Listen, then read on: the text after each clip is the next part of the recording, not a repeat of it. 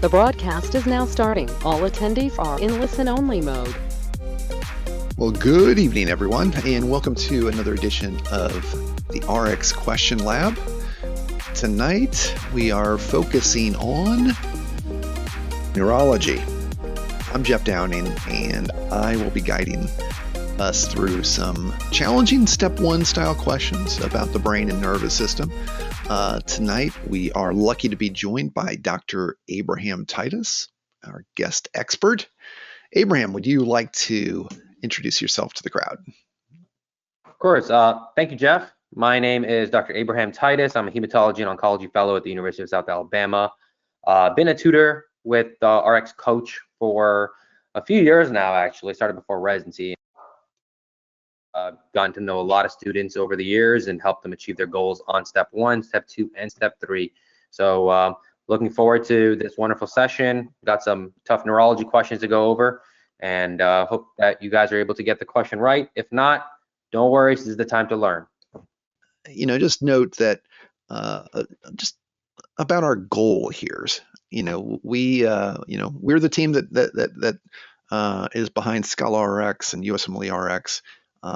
And our objective is to tackle some complex neurology concepts and, more than anything, really provide you with some strategies to approach these questions effectively. So again, we certainly encourage active participation. So we want you to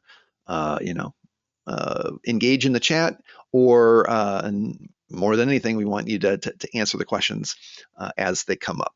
Okay, so with that, let us go ahead and get started with question number 1. Now, the thing that you're going to see, especially if you are new to Question Lab, is that when we reveal the question, something's missing. And that something is the set of answer choices. And we do that by design. And this is, a key here, and one of the things that we're going to talk about as we go through this, because we really want to help you shape your methodology for answering questions. So what we do is we share our approach, and this is based on the work that we've done and some of the research out there. And there's more research coming. In fact, at the IMZ conference, I was lucky enough to sit in on a session on Step 1 and some of the issues that students run into. So we're always thinking about this and trying to come up with ways to help you. So Step 1, when you see that question, we say cover up the answer choices.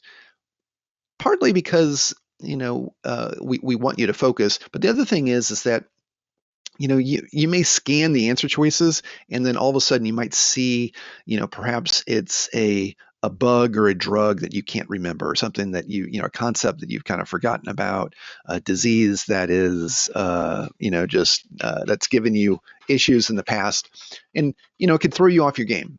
So what we want you to do is we want you to read the lead-in. So we say cover up the answer choices and then read the lead-in. Okay. So in this case, the lead-in, which is the question part of the question, is which of the following brain areas is most likely damaged in this patient? Okay. So now, by reading the lead-in, you've got a clue about what you're going to be looking for. If you read the vignette first, there's a lot of information. You don't necessarily have a whole lot of context here. By reading the question first, now you get some clues as to what it is you should be, really, kind of tuning your ears for. Okay, so we've read the lead-in. Now, knowing what it is that we're going to be looking for, we're looking, for brain areas that are most likely damaged in this patient. Now we can go ahead and read the vignette. A 51-year-old woman is brought to the physician's office because of abnormal speech for several days. When asked why she is in the office, she says, "Well, my sister is always here working her out here to get her better, but when she's looking, the 3 neighbors are looking in other part One, there's small tile into her time here. She's working another time because she's getting to. When the neurologist asks the patient how she arrived at the office, she looks at the physician with a confused expression. Physical examination shows normal strength, sensation, and reflexes. So again, the question, which of the following brain areas is most likely damaged in this patient? Think about how many steps you think it will take to solve this question and let us know in the question box as I turn it over to Abraham. Awesome. Thank you, Jeff. So interesting question here. This is kind of a classic situation and one that's highly tested on neurology. Trying to figure out what's going on with this patient. So what we like to do here is we like to highlight some of the key words to figure out what are the most important factors. Obviously, her speech in the text bubble is important, but let's focus on what else is there. So I always like to think about age and the gender. That kind of gives me an idea of what the patient's looking like and who they are. Abnormal speech, okay? So abnormal speech has a medical term for it, which I'm not going to say here, but that's going to determine generally where we're kind of dealing with. And just if you think about how they're talking, you know, it's kind of, well, this is my sister, always here working hard. It's not really answering the question that was asked. But what can we see about the speech? Is it kind of, you know, smooth, fluent method, or is it kind of broken and hesitant? That's important to think about as well. And then when the neurologist asks how they arrived, they don't know what's going on. So they're confused. So confused, not understanding what's being asked of them. And then knowing that the physical exam is normal is important in the situation. That kind of rules out a couple of other things that could be a combination of things. But this is a pure speech/understanding issue. Now, this should make you think of one condition. And then the next step is, which of the following brain area is most likely damaged? So you want to think about what area of the brain gets damaged causing this condition. So if you guys want to put the name of the condition in the chat box, it's totally fine. But let's think about what brain area we're most likely damaged. And you should have one in mind already, but when you let's look at the options, it just stand out to you right away. Let's look at the options here, and let's work our way through them. So we got 5 options. This is the most likely what you're going to be seeing on your step. It's always A to E. That's most common. That's what's tested. But sometimes you will have questions that have less, some questions that have more. And after this question, it's also important to think about what these other options could mean. And we're going to talk about that as well. So here we have option A, arcuate fasciculus. Option B, left frontal lobe adjacent to the primary motor cortex. Option C, left parietal lobe. Option D, left superior temporal lobe. And option E, perisylvian cortex. So those are good options. They're all different parts of the brain. Which part of the brain is associated with her presentation? So take your time, think about it, and let's go ahead and pick the correct answer. Okay, so you've gotten your instructions. Go ahead and choose the brain area that's most likely damaged in this woman. Again, this is, you know, we're kind of at the beginning of the new academic year, so some of you may already be in class or getting ready for classes. So, you know, congratulations to everybody here as you start your new campaign. We're happy to be a part of it. We do note that, you know, if you are thinking about step 1, or maybe you're going to be taking it later this year, maybe you're going to be taking it this next year. You know, we always stress that you should never leave a question left unanswered. On the test, you're not going to be penalized for it, and you're certainly not going to be penalized for it here in Question Lab. So let's make that a habit. Okay, looks like 3/4 of you have voted, so I'm going to go ahead and close the poll. And let's share the results. Okay, so for question number 1 here, a little over half of you went with answer choice D, left superior temporal lobe. About 1 out of 5 of you went with the left frontal lobe adjacent to the primary motor cortex. And then some went with left parietal and others with arcuate fasciculus. Only 1% for perisylvian cortex. Okay, very good. Let's go ahead and hide the results. And what we're going to do is we're going to reveal the answer. And the answer to question number 1 is the answer choice D, left superior temporal lobe. So great job, everybody. Over half of you got that one right. That is a nice way to start the evening. But if you didn't get it right, that's okay. This is why we're here. We want to be learning. And even if you did get this right, let's examine your reasoning. Let's make sure you got it right for the right reason. And Abraham's going to walk us through that right now. Awesome. Great job, guys. So more than half of you got it right. Again, not a problem if you didn't. And the most important thing is learning from these questions, right? This is the time to learn. This is the time to look at the correct option, but also look at the incorrect options and how could this question have been different so the other options were correct. So I saw some people mention in the chat box here what this diagnosis is, and this is Wernicke's aphasia, right? So when I say abnormal speech, that's when aphasia should come in. Aphasia is difficulty with communication and speaking. Now, there's different ways you can have aphasia and different things that people can do that can point towards different types of aphasia. The main 3 aphasias you need to know are going to be your Wernicke's aphasia, your Broca's aphasia, and your conduction aphasia. The 2 most common are going to be your Wernicke's and Broca's. Those are the ones that are always tested for step 1. You guys got to know it for sure. So this patient has Wernicke's aphasia. How do I know that? Well, let me think about what the patient is doing. The patient has a fluent speech, but it's word salad. So W, word salad, W, Wernicke's. It's all over the place. It's fluent. She's speaking in complete sentences, but it's not making sense. She's not able to understand what the neurologist is asking her, the confused expression. So the understanding is the problem, not the communicating. So the motor part of the mouth, the being able to talk is okay, but being able to comprehend is where the problem is. So this is a type of Wernicke's aphasia, and this particularly, you have to memorize it, is going to be in the superior temporal lobe. Now, why are they saying left and not right? Because it's going to be in the dominant temporal lobe, dominant superior temporal lobe, okay? And left is most commonly what's dominant in most people. They generally will that. They may not say the left part all questions, but superior, or they'll say sometimes they'll say dominant superior temporal lobe. That's high yield, and that's where Wernicke's is. What about Broca's? Well, which option would be Broca's? Broca's aphasia would be option B. Okay, if I'm thinking frontal lobe adjacent to the primary cortex, that is going to be the Broca's aphasia. They have intact comprehension. They're able to understand what's going on. These patients can totally get what you're trying to tell them, but the problem is the motor part. They're not able to formulate the words to complete sentences. They will speak in broken English. So Broca for broken English, Wernicke for word salad.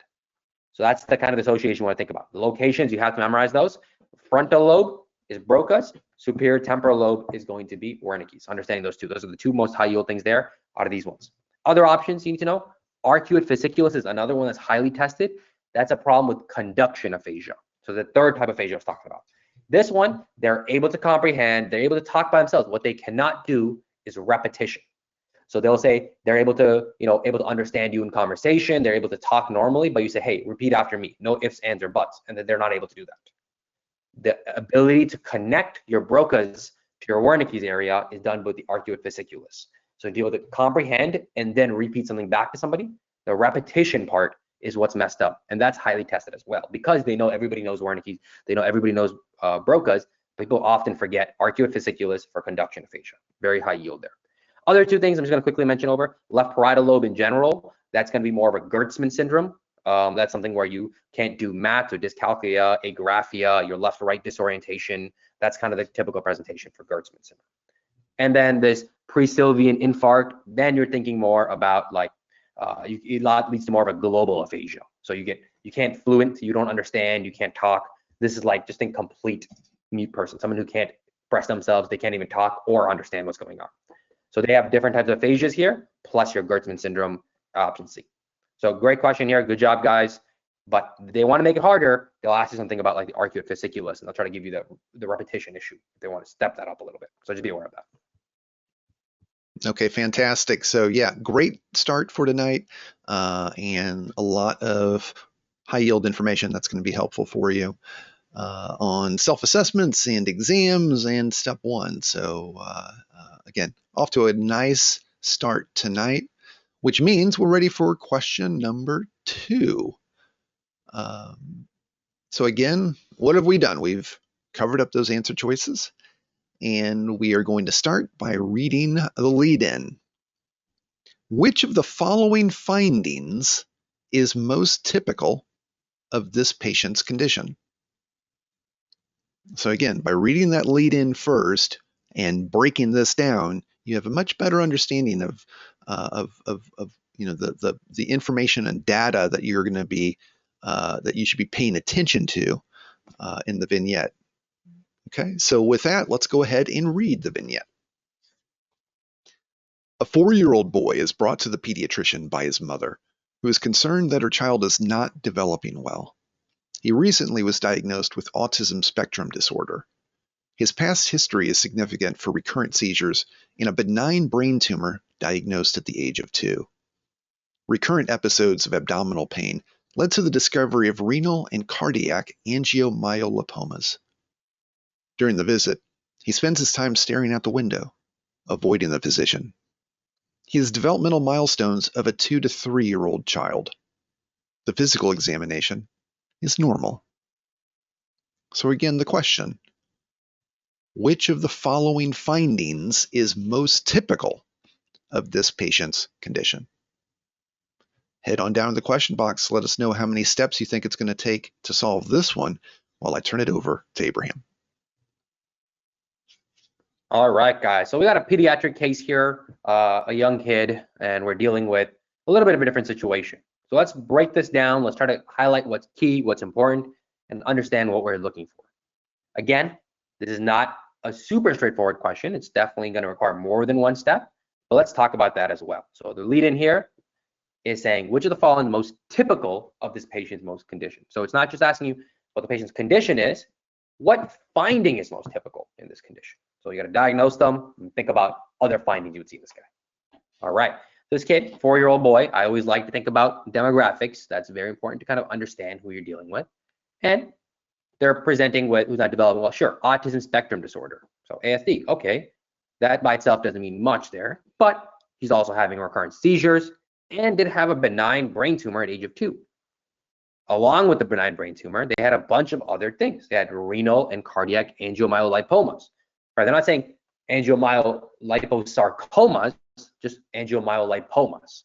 So that's also kind of fitting that benign tumor story. So you got a bunch of benign tumors all over the baby with history of seizures and autism spectrum disorder. So all those things should start ringing bells to you and start connecting the dots here and kind of find a unifying diagnosis that explains all of these things at one time. As you can see, and then he's looking out the window, avoiding, that kind of all fits with what the presentation they're kind of talking about already. And he's developing a little slow, which is what we expect already. So based on this full picture, you guys should start thinking about what this underlying diagnosis is. And then after looking at the options, you should start thinking about what presentations they present with, and then look at the options here to find the extra finding you would expect to see in this. So let's look at the options. Let's try to break down what we're dealing with in this situation. So option A, ash leaf spots. Option B, cataracts. Option C, endocardial cushion defects. Option D, hearing loss. Option E, pyloric stenosis. Again, these are all good options. These are all associations with different conditions, and you need to know them all. And we're going to talk about every single association. But the most important thing here is look at the story, look at the presentation, come up with the diagnosis, and then think about what else can I see in this patient. Think about age, think about presentation. Take your time and try to pick out the best answer. Good luck. Okay, with that, we have launched the poll for question number 2. So go ahead and let us know, out of all these conditions, all of these findings that you're seeing here, what is going to be most typical of this patient's condition? Go ahead and let her rip.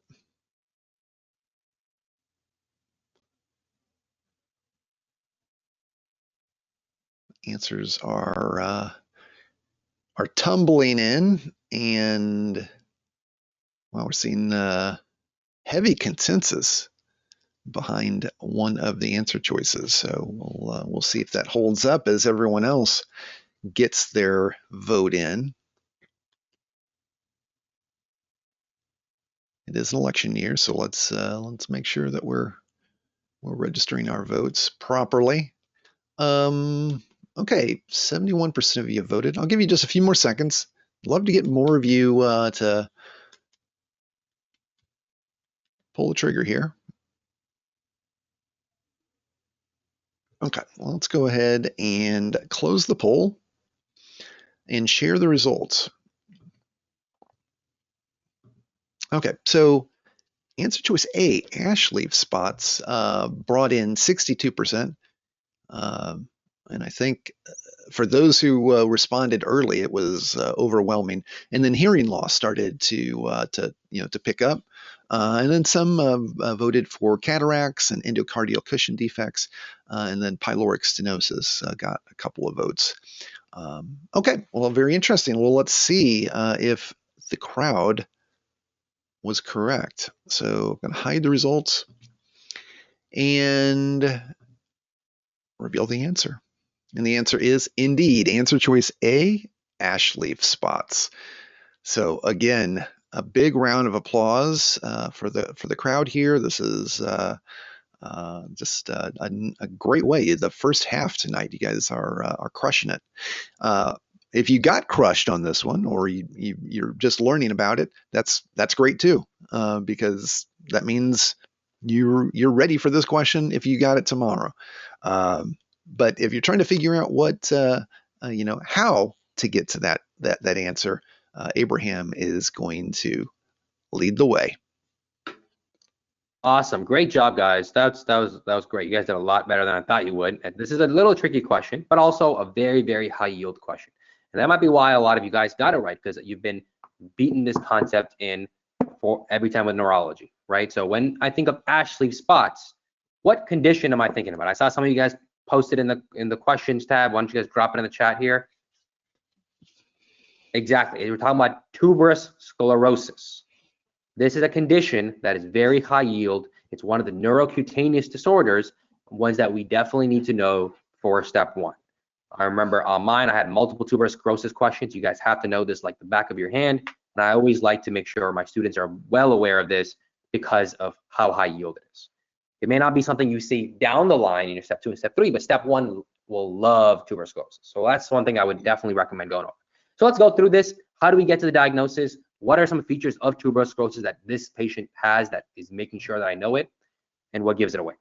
The way I think about tuberous sclerosis is it's a bunch of hamartomas, so which are essentially just benign tumors all over the body associated with autism spectrum disorder and seizures. So whenever I see skin disorders / some kind of all these tumors that are unexplained, anything with the brain with the seizure, you have to start going down the neurocutaneous disorder list, right? In the neurocutaneous disorder, you have a bunch of them that they can test, right?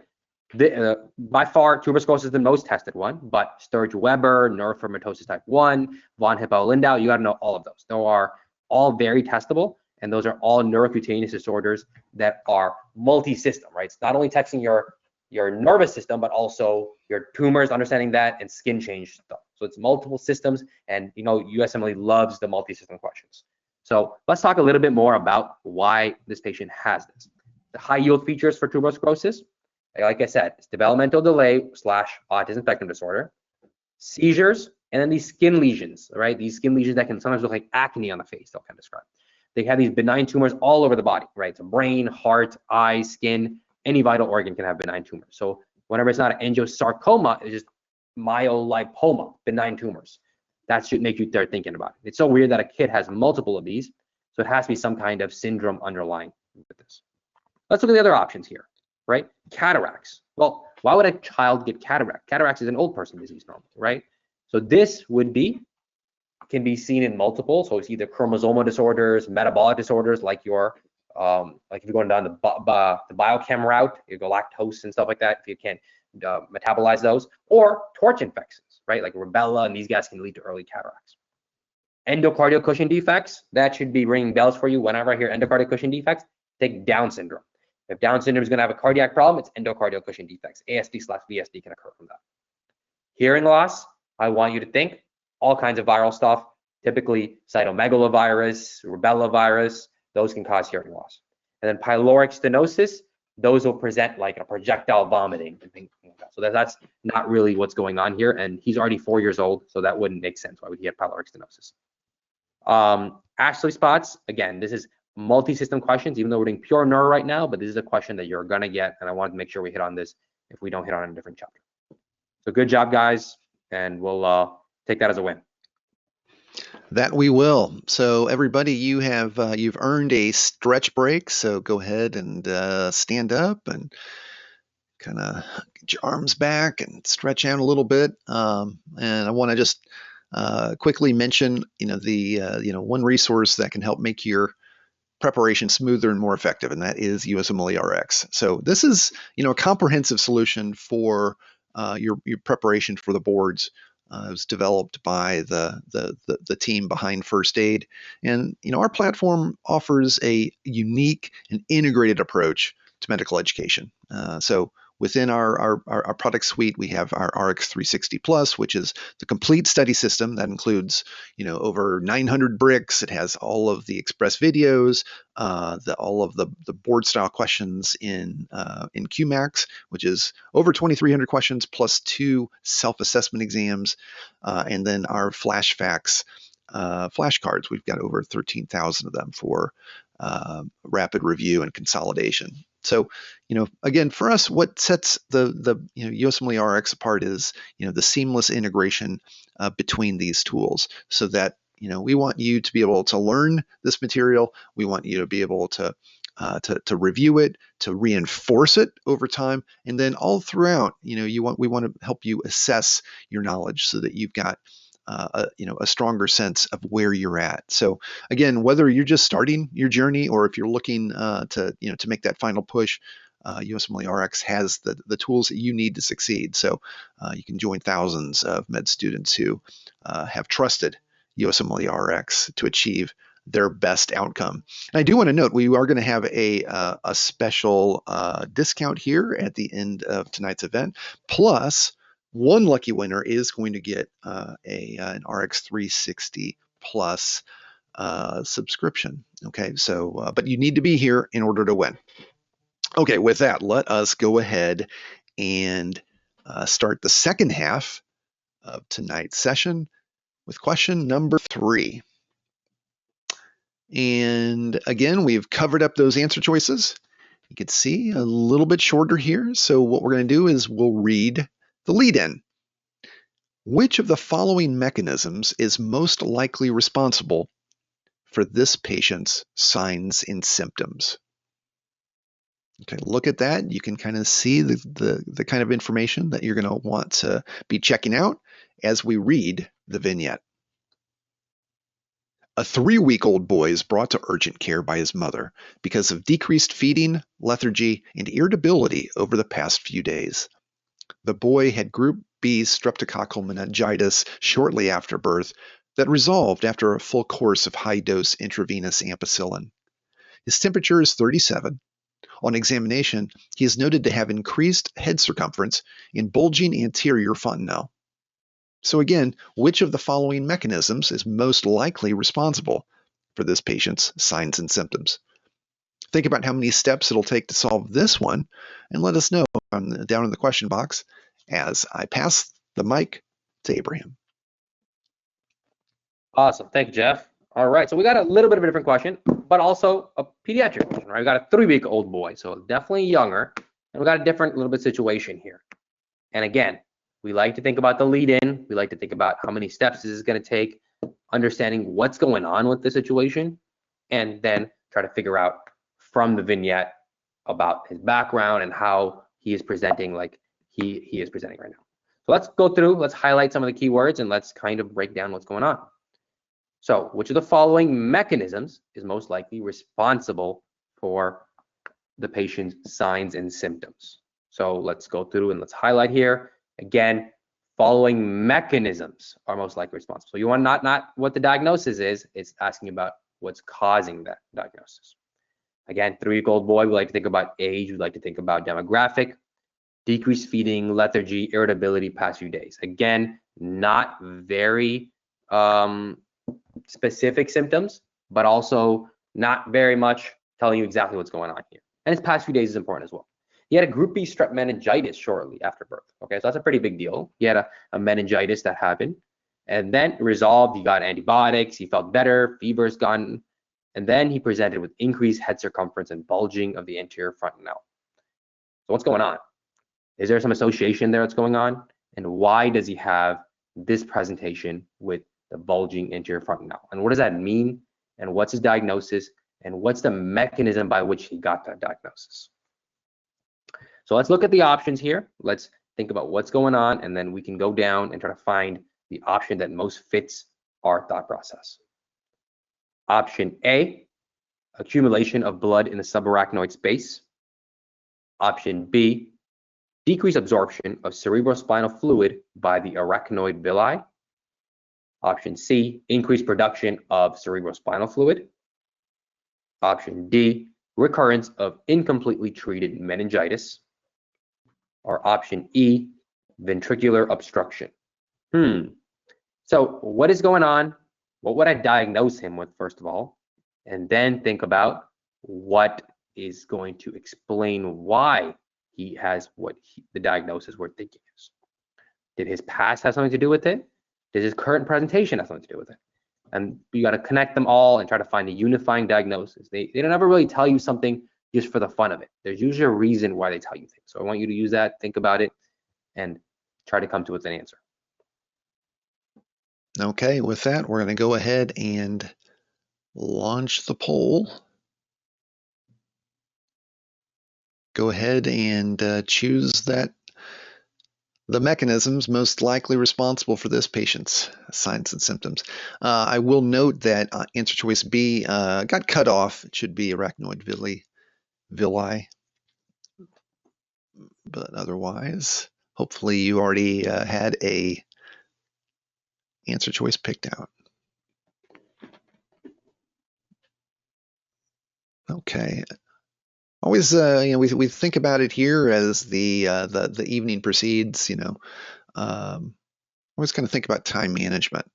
Time management definitely crucial during your exams. Definitely crucial for step one. And we find a lot of students that suffer fairly common time management errors. They'll waste time on questions where they are really confident in the answer. Or that they'll, fail to periodically monitor time. So, think about this, especially as you're approaching your test date.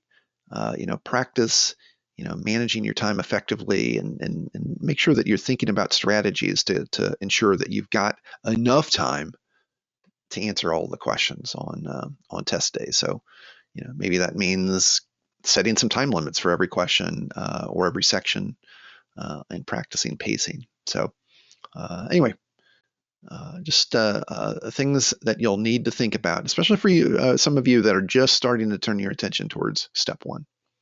Okay, with that, let's go ahead and close the poll, and let's see what you guys were thinking. And in this case, over half of you went with answer choice B, the decreased absorption of cerebrospinal fluid by arachnoid villi. About a quarter of you went with ventricular obstruction, and recurrence of incompletely treated meningitis followed a little bit behind that. So, okay, so again, this is probably the first question lab I can recall where we've had 3 questions where over half of the crowd was landing on one answer choice. So we'll see if the trend continues here in terms of accuracy. So I'm going to hide the results and reveal the answer. And the answer is indeed answer choice B, decreased absorption of cerebrospinal fluid by the arachnoid villi. You guys are really killing it tonight. This is some real neuro excellence. So hats off. If you didn't get it right, or if you just something about this one that tripped you up, that's okay. Abraham's here to help straighten you out. Abraham. All right, great job, guys. Again, wonderful job answering this question. This is another one that's highly tested. The one you have to know this is a concept that I'm sure you've been tested on before, and great job in the ones that did get it correct, because this is something that is always tested for neurology. Being able to understand what is going on with this patient, coming up with a diagnosis, and then thinking about the reason for that diagnosis. So what do you guys think is a diagnosis in this situation? Whenever I see a kid with increased head circumference and bulging anterior frontal, what am I thinking is going on? I should be calling this hydrocephalus, right? This is a hydrocephalus. This is when that CSF is building up in the brain and pushing against things in the brain. And as babies, our skulls are not fully formed, and the frontal can pop out a little bit, and that's what's causing on this circumference to grow. Now, why would this happen? Well, many reasons, right? You can think about multiple reasons for hydrocephalus. You can think about communicating, non-communicating, all these different types of hydrocephalus, and they can ask multiple questions of this. But in this question, what are they focusing on here? They're focusing on the fact that the baby had meningitis history. If I've had meningitis, think about it like a bad infection, right? So I'm having this real bacteria growing in my meninges where there shouldn't be no bacteria. I'm sending a bunch of neutrophils and a bunch of infection-fighting cells over there, and it's fighting and killing off the bacteria. As a result of that, I can deal with a bunch of scarring. I can lead to meningeal scarring, and this is something that can happen as a potential side effect from meningitis. And if I scar my meninges, then my function of my meninges is affected. What does my meninges do? There's different parts of the meninges, but particularly the arachnoid villi of the meninges are responsible for absorbing that CSF and circulating it back in through the body. So from a bad meningitis, I can damage the arachnoid villi, which can lead to what's called a communicating or a non-obstructive hydrocephalus, because there is no clear obstruction. Option E would be ventricular obstruction. If there's literally a tumor, if there's something else, a hemorrhage, something that's clearly blocking either an aqueduct or blocking something, right? Something that's causing the drainage of the ventricles to be obstructed, and that can cause hydrocephalus. That's a non-communicating hydrocephalus.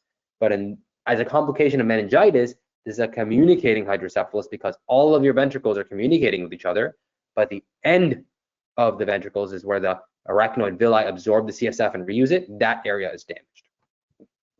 What about the other options, right? We got option A, accumulation of blood in the subarachnoid space. What would that happen? Well, think about that as like more of a trauma thing, right? Or a ruptured berry aneurysm. Literally when you have bleeding into the subarachnoid space, subarachnoid hemorrhage. Okay, those are what you want to think about. So this is not really a post-infection cause. Think about it just like trauma, or they say they had a big aneurysm in the brain that popped. And that's typically when you think about aneurysm in the brain, think about older patients, thunderclap headache, those are the kind of stories I'm looking for. Increased production of CSF, well, that can cause a communicating hydrocephalus. So yes, right, either the CSF is increased in production, or I can't absorb it and recycle what I have already been secreted. But a meningitis would not cause an increase in CSF production. If anything, it would damage the exit of the CSF, and that's what causes the situation. Recurrence of incompletely treated meningitis, well, he's afebrile, not tachycardic, feeling wet overall, right? This is because they got over the initial infection, right? They're not giving you any other features outside of the head circumference and the bulging frontal. The irritability, feeding, the other stuff is non-specific, and these point more towards hydrocephalus as opposed to the infection coming back. And if they want you to know the infection is back, they're going to give you a fever. And that's the kind of general story, how you look at the other options. But again, the most high-yield concept here is meningitis damages the arachnoid villi, which can lead to CSF not being absorbed well and leading to a communicating hydrocephalus, which is exactly what you guys got in this question. Great job. And if you didn't get this question right, don't worry about it. This is definitely something that you will be tested on, so worth testing and studying. Okay, well, again, great work, everybody. Let us know if down in the question box if you've gone 3 for 3 tonight. And what we're going to do is we are going to hit question number 4. This is the big finale, right? So again, we have covered up all of those answer choices, and we're going to start by reading the lead-in. Which of the following pathologic findings would most likely be found in this patient's brain? Okay, so we've got a good sense of the kind of data that we're going to be paying attention to, that we're going to be looking for as we read the vignette. A 65-year-old woman is brought to her primary care physician by her husband because she has new onset hallucinations. Her husband notes that for the past year, she has thrashed around in bed, and he has taken to sleeping in a different room. She often reports seeing small children in her apartment. She has become forgetful about appointments and no longer pays bills on time. Her blood pressure is 115/80 supine and 90/60 standing. Physical examination reveals an alert, oriented patient with a resting tremor, mild extremity rigidity, postural instability, and bradykinesia. Mini mental state examination reveals deficits in long-term recall. So once again, the question, which of the following pathologic findings would most likely be found in this patient's brain? A lot of things going on here. How many steps do you think it's going to take to solve this one? Think about that. Let us know in the question box as I turn it over to Abraham. All right. So final question here. A little bit tougher than the rest, but also very answerable, very high yield. And more than just the difficulty of these questions, I want you to understand how important these concepts that we're talking about today are and how testable they are. And let's work our way through this, right? So this has got a lot of different features, exactly like how Jeff mentioned, but we've got to think about something that would unify all of these and explain everything in one clean answer. So let's think about what's going on here, and let's read the lead in one more time, and let's go through and highlight the keywords. Which of the following pathological findings would most likely be found in the patient's brain? So it's not asking about diagnosis, it's asking about what path findings would I see in the diagnosis that I'm expecting in this patient. Again, demographics are important. 65-year-old woman, so you're thinking elderly, you're going away from the pediatric thoughts and you're thinking more older woman. 65, not super elderly, especially for the presentation she's coming in with. New onset hallucinations, interesting. So she has hallucinations. So what should you be thinking about when you think of hallucinations? Different differential should be going through your mind. Talking about, okay, different sleeping habits, issues, that's important. And then you think about she's forgetful and also no longer paying bills. So not only is she hallucinating, but she's also getting forgetful and not paying bills. Another key feature is her blood pressure, right? So when she's supine, lying down, she's 115/80, and then when she stands up, she's 90/60. There's a word for that. What is that, and why is that happening? And then on top of all of these features, she also has a resting tremor, mild extremity rigidity, and postural instability and bradykinesia. All different things, it sounds like different diseases she has all at the same time. So what would explain something that all of these features would fit under? And she has deficits in long-term recall, which you already knew with her forgetting things. So we want to connect these together, call them as one condition, or you think it's multiple conditions presenting as different things. That's what your thought process is. That's how you should be going. Once you come up with the diagnosis, you want to think about what pathological findings are most likely to see in her brain. So let's go look at the options and let's try to figure out what's going on. Option A, amyloid plaques in neutrophils, or neurophil, sorry. Option B, birefringent amyloidosis.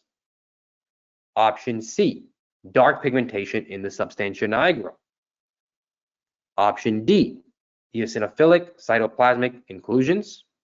And option E, neurofibrillary tangles in the neuron. So all these are high yield, all these associated with different conditions. And we're going to talk about each one of these, and we're going to talk about what's important of each of these ones. But I want you to find a unifying diagnosis. I want you to think about which pathological feature would I expect in somebody who has these features, who's forgetful, who has these resting tremors, mild rigidity, and has these blood pressure issues, and has hallucinations. So think about these, and let's try to come up with an answer that would explain everything.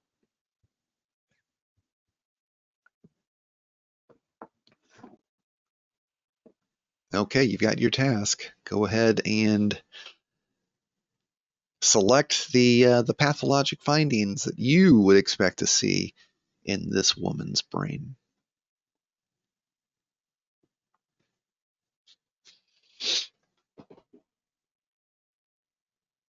Like we said earlier, go ahead and take a shot, even if you're you're unfamiliar with this, or maybe you're not quite sure about the diagnosis, that's okay. Take a shot. This particular question, a good vignette in there. Abraham did a nice job of kind of highlighting some of the key elements. But part of what you need to be training yourself in as you're learning how to take these questions on is just making sure that you're reading the question properly, right? Because there are a lot of errors, a lot of common test taking mistakes that occur because of not understanding the question or not interpreting some of the information in the vignette. Sometimes when the vignette gets large, students will skip important details or they'll start making assumptions. One thing that you've probably heard a lot about, or maybe you already know about is overthinking or second guessing. We've talked about not managing time effectively, skip reading or overreading. So again, there's a lot of things that can lead to the selection of the wrong answer. So it's important to really make sure that you're practicing good reading comprehension skills and thinking about ways to effectively read and understand all of this information as it's coming to you. So again, this is a good one. This was there's already a pretty tight narrative within this particular vignette, which makes it pretty easy to follow. But that there are a lot of questions in there where you just get a lot of lab data and it's not necessarily clear what's going on. So make sure that you're kind of focusing on your reading. Okay, with that, I'm going to go ahead and close the poll and we're going to share the results. So looking at what the crowd is thinking here. So a little more split this time out. About 40% of you went with option C, which is dark pigmentation and substantia nigra. Answer choices D and E kind of tied, the eosinophilic cytoplasmic inclusions and neurofibrillary tangles in neurons.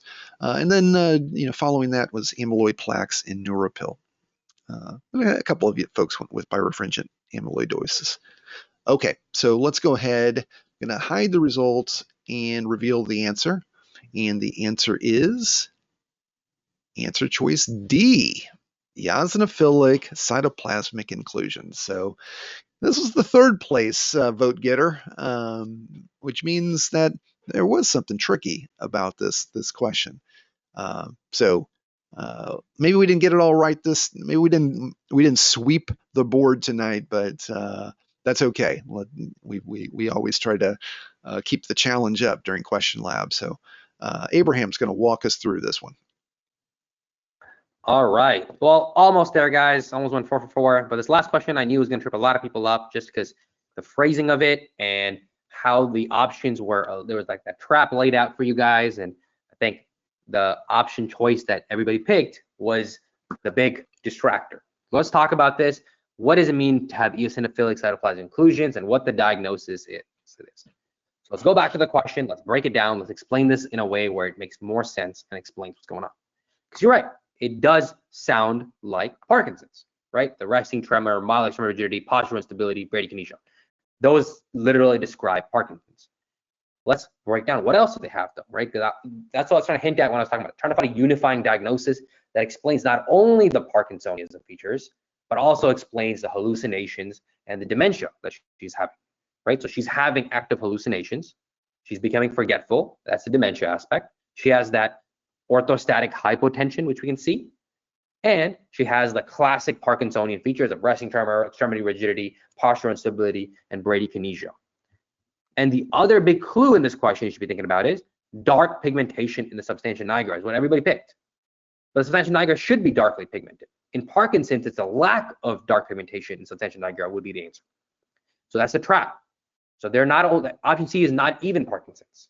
Option C is describing the normal area of the brain that Parkinson's affects. If it's not darkly pigmented is when you can have Parkinson's. But it's not Parkinson's. The diagnosis is not Parkinson's in the first place. Can anybody tell me what the diagnosis is in the chat box? Yes, you guys put it in the chat box here. Lewy body dementia. How is this Lewy body dementia, and why is this not Parkinson's? That's the big differentiator on a test day. They're always going to give you situations that make it sound exactly like Parkinson's, but you can't forget about Lewy body dementia. The features of Lewy body dementia that's going to separate it. First of all, if I see hallucinations, especially early on in the disease, and the dementia early on in the disease, I'm thinking Lewy body dementia. The way Parkinson's can have these features, but much later. You'll always start with the motor features of Parkinsonism, and after about a year of these motor symptoms, then the dementia kicks in. Then the confusion and everything kicks in. But Lewy body, everything happens up front. The hallucinations. So when I think about Lewy body dementia, it's a combination of schizophrenia, it's a combination of Alzheimer's, and it's a combination of Parkinson's. You get all three in one go, that's Lewy body dementia. So you get features of all three, and that's what he has, right? She has hallucinations, which fits with the schizophrenia picture. She has a forgetfulness, which fits with Alzheimer's picture, and she has everything else that points towards Parkinson's. So what explains in Lewy body dementia? In Lewy body dementia, when I look at it under the microscope, I see these Lewy bodies. Lewy bodies are essentially something called alpha-synuclein. Okay, that's a big fancy word, and those might be in the options, but the way they'll describe it is either calling it alpha-synuclein, or they'll call it eosinophilic cytoplasmic inclusion bodies. Those or Lewy bodies. Those three are interchangeable. Those three all mean the same thing. Those three are all describing Lewy bodies in the brain. What are these other options? Well, option A, you have these amyloid plaques in the neurophil. That's Alzheimer's, right? It wouldn't explain his Parkinsonian features. It wouldn't explain her hallucinations. It would just be the memory loss. So amyloid plaques in the brain, necessarily, that's more of a Parkinsonian picture. Birefringent amyloidosis, that's your typical amyloidosis, right? Congo, red stain, all that stuff. They typically don't present like this. They'll have more of a, it's more in the blood vessels, more affect the kidneys, more affect small vessels, less likely affect the brain. And you wouldn't have this kind of typical presentation that the patient has. Option C is what everybody fell for. That's a dark pigmentation. Again, dark pigmentation in the neurons in the substantia nigra. The name gives it away. Substantia nigra, right? That's a Latin term for black. It's a dark, it should be dark. If it's not dark is where you can get Parkinson's. And option E, neurofibrillary tangles in the neuron. This is also another way of describing Alzheimer's. So you have two options pointing towards Alzheimer's, A and E. You have one that describes normal. Option C is normal, and option B is amyloidosis. So really the only thing that would point towards something that would explain all this, Lewy body dementia, is eosinophilic cytoplasmic inclusions, also known as alpha-synuclein. And that explains exactly what's going on here. That explains this. The difference is hallucinations and timing. Parkinson's, you get the motor first, and then after a year, everything else develops. In Lewy body, you get everything up front. That's the main difference.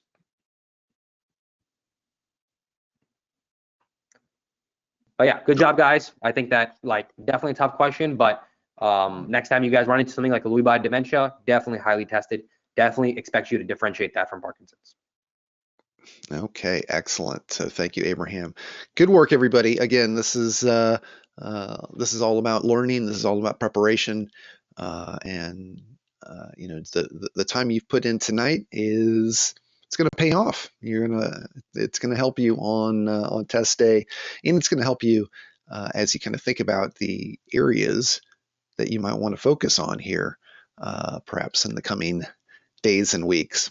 So with that, we're running a little bit over tonight, so I apologize for that, but there's so much to explain when it comes to neuro. So either way, thanks for sticking with us. We're going to have we'll share the special discount here in a little bit, and also draw the name of tonight's raffle winner. Got all the question IDs here on the screen. I also have a link to the test in QMax if you've got a USMLE-Rx subscription.